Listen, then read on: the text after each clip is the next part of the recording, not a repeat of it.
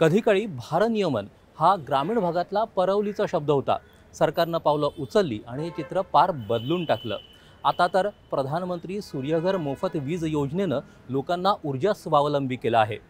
पश्चिम विदर्भातल्या 6274 लोकांनी या योजनेचा लाभ घेतला आहे।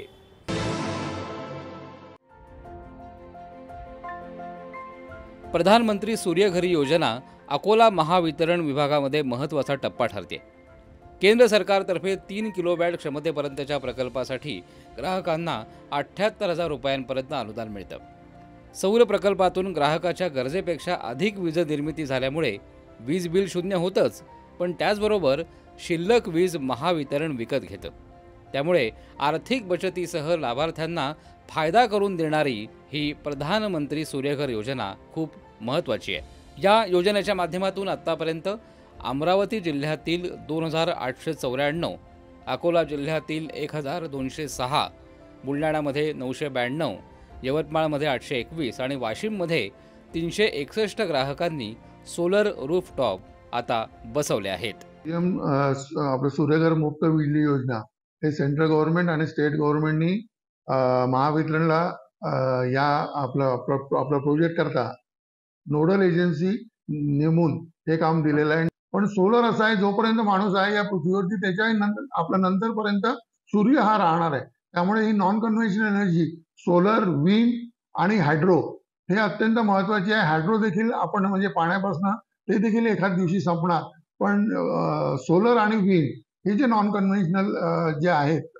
आपले माध्यम ते एकदम खूप चांगले आणि त्याच्यामध्ये कायमस्वरूपी आपल्याला वीज मिळणार आहे। प्रधानमंत्री सूर्यघर योजनेच्या माध्यमातून अकोल्यातील निखिल मणियार यांनी 3 किलोवॅट रूफ ऑफ सोलर हे घराच्या छतावर लावल्यानंतर एका महिन्यात तब्बल 78,000 रुपयांचं अनुदान त्यांना प्राप्त झालं। यामध्ये सूर्यघर योजनेमुळे त्यांचं वीज बिल शून्यावर आलंच, पण अधिक निर्मिती असलेली वीज पुन्हा एकदा महावितरणकडे जात असल्यामुळे त्यांना फायदा झाला।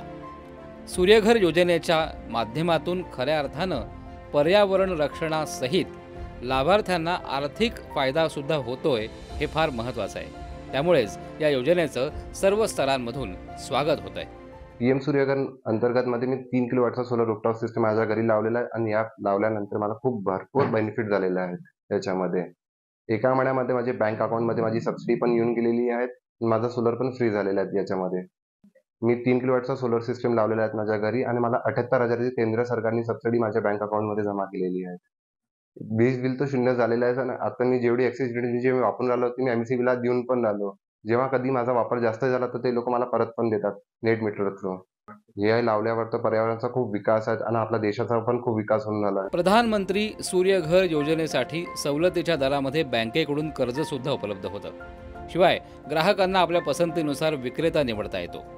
प्रकल्प बसवल्यानंतर अनुदान थेट ग्राहकांच्या खात्यामध्ये सुद्धा जमा केलं जातं।